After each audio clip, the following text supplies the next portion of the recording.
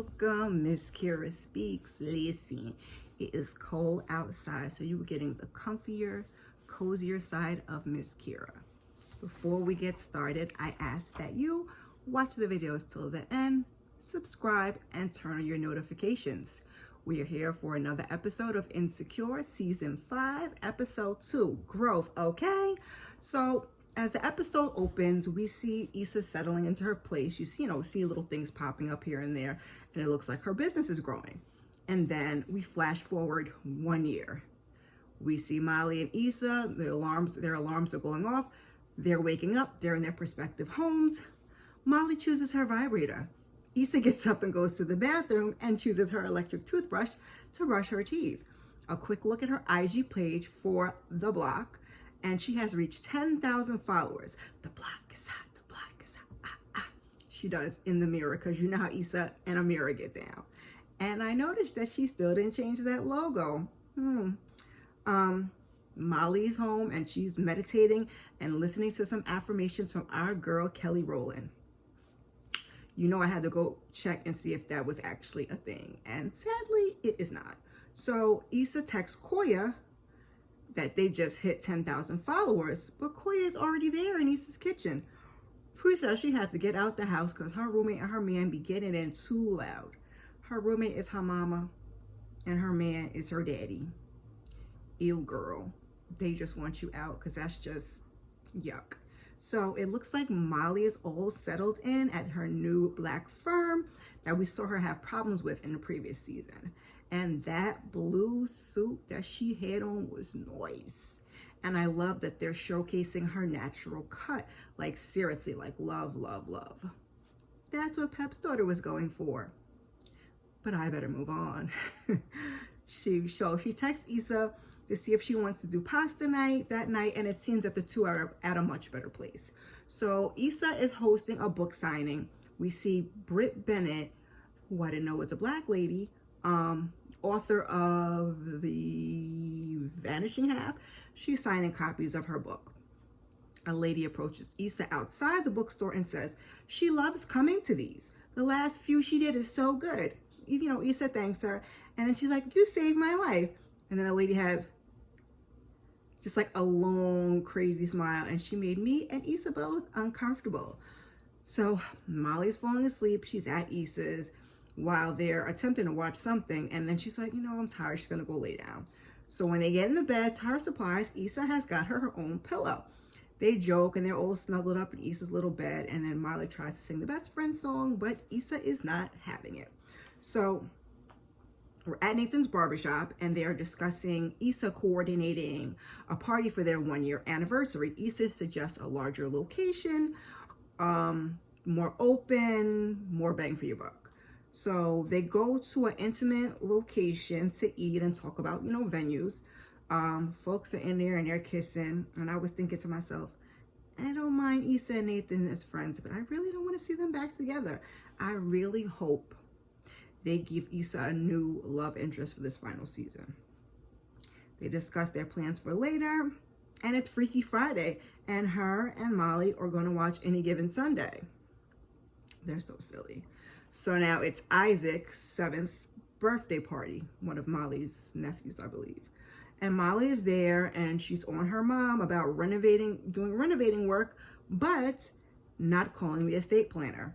So Dad's like, "Oh, I got it." He pulls out a little yellow piece of notepaper out of his pocket. And I mean, they wrote the bare minimum down, like house, car. And Molly points out that it's in pencil. And Mom is like, "Yes, I had to erase a few things because Jerome had done pissed me off." So Molly begins reading them the riot act, because you know how Molly is. And then somebody named Herbert walks up and says hi. Her mom's like, "You remember Herbert from the church? Herbert from the church." And at first Molly looks lost, and she's like, "Herbert that became a deacon at 15? Herbert? Indeed, that is the one." So Mom says, "He plays the organ and you like music, so." He said he sometimes tries to play songs that kids connect to, and he says he reworks trap songs for the Lord. I mean, whatever works. So in the kitchen, Mom tells Molly she was just trying to get her back out there. And Molly's like, she really isn't pressed dating right now. She's focused on herself. Good for you, Molly. Good for you. Mama says, don't focus too long. You got to meet a man. You got to date him. That's 2 years or more. Her dad and her got to save up money for a big wedding. That's at least 2 years, could be more. Mama says, by the time she's married, maybe your daddy can roll you down the aisle. I mean, Black mamas are rough. I am in my 40s and not married, and all the women in my family look at you like, you need a man. But I digress. So Molly's doing a presentation, not Molly. Issa is doing a presentation featuring Crenshawn, played by the delicious Kofi from Queen Sugar, who got into fashion while he was incarcerated. She has Koya come out and model one of the pieces, and she highlights that he hires former inmates. The backers she's presenting to, they say they're blown away, but they're worried. The show is big for Crenshawn's level of experience. They're concerned about the expensive line items required for the show, such as drummers, interpretive dancers, multimedia, and lowriders. So Issa says they discussed this from the beginning, and they're aware this last minute, and they suggest three more experienced artists. Issa says she's aware, but they're not from the community like Crenshawn is.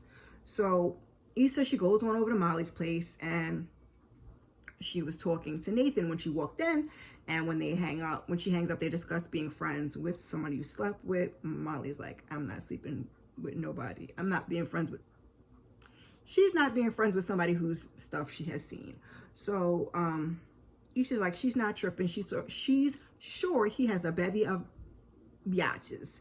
So Molly asks how the presentation went, and she tells her Seth doesn't think Crenshawn has enough experience. And Molly points out how they love to say that, but how do we get experience if we're never given the opportunity? Molly girl, that is a whole word, okay? That has been the constant struggle, we all know. So Issa doesn't want the show to be whitewashed. Molly points out that every boss has a boss. Why doesn't she speak to Nadia? Issa says, that's a great idea. The next day, Molly decides to get back out there, and she goes on some dating app she used some dating app that she used to be on to update her profile. Previously, she was looking for serious partners, must be successful, 1 degree, 2 preferred, with no kids.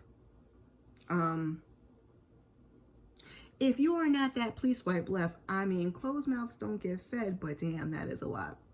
Molly also realizes she was doing the most. We see flashbacks of Molly discussing dating when she is trying to figure out what she wants. So then she decides to go to the next question, which is, she wants to think about it some more. So she moves on to the next question, which says, dating me is like. And we see more flashbacks to her previous relationships, including Andrew, who says she never lets anything go. And poor Molly, but I'm so glad that this season they have made her less intense, to put it nicely, and are working at making her more thoughtful, like the title of the episode, Growth. So Issa has her meeting with Nadia, who also went to Stanford, a big old steak and egg breakfast.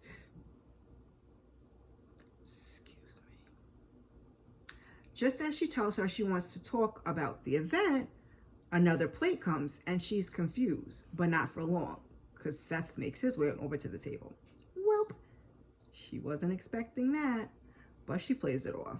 So she continues to try and push Crenshawn, and Seth says he understands, but it's ambitious because they're a young company, and if it doesn't go well, it could cost us. And Issa points out, but you're ordering breakfast steaks, right? So Issa says she understands it's a risk, but when it goes well, NBW gets to say that they discovered Crenshawn. Nadia and Seth look at each other, and they look like they leaned over and kind of mumbled to each other a little bit, and they decide to go with him, but they have notes. So Issa goes on over to see Crenshawn with the news. One of the guys there is like, I ain't no snitch, but Tariq is eating snacks on the job. I hollered. Crenshawn tells him, you can have snacks on the job too. you're a free man. So at first he's excited about the show until Issa tells him about MBW's notes. He's upset that they're not seeing the vision because the two things they want to cut are the main or biggest elements of his show. He says maybe they should go with somebody else. Issa tries to convince him that notes are part of the game and not to throw away the 6 months that they've been trying to get there.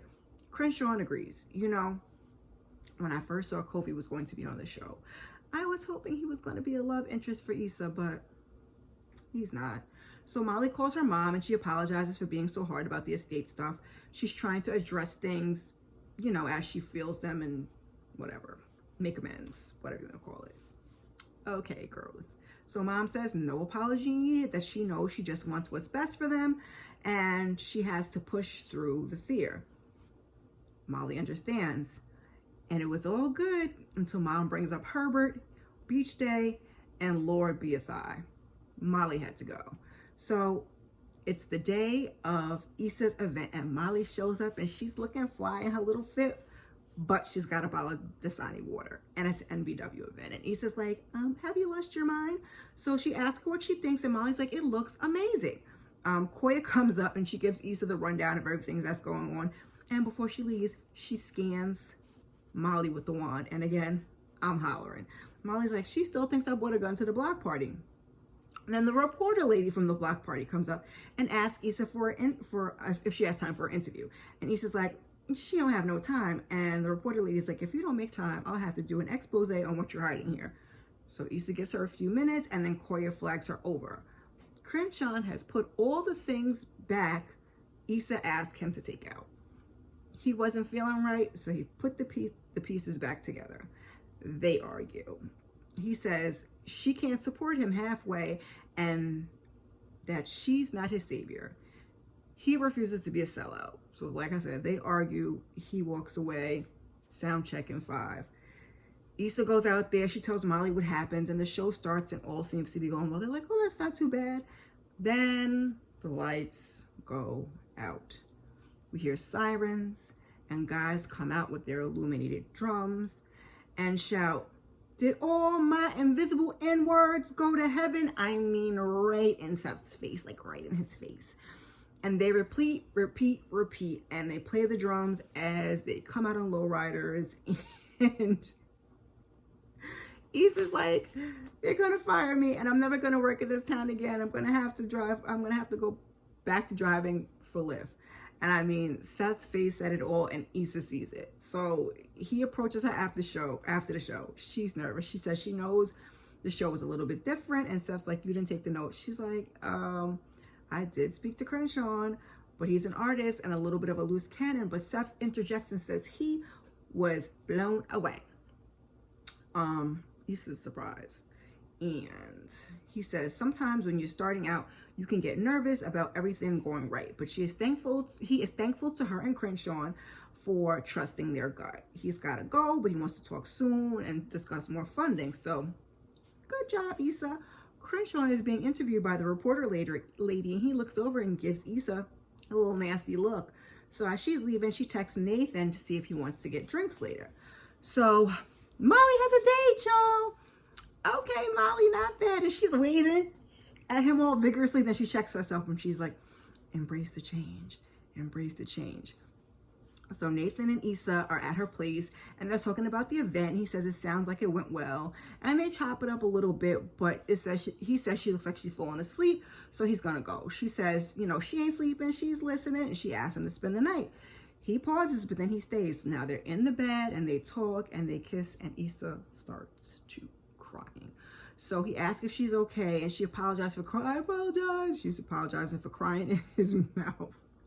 So she thought she was ready and she cries more on his chest. And then I guess she must have dozed off because when she wakes up, Nathan is gone and she's just like laying there thinking to herself. And that is where we end.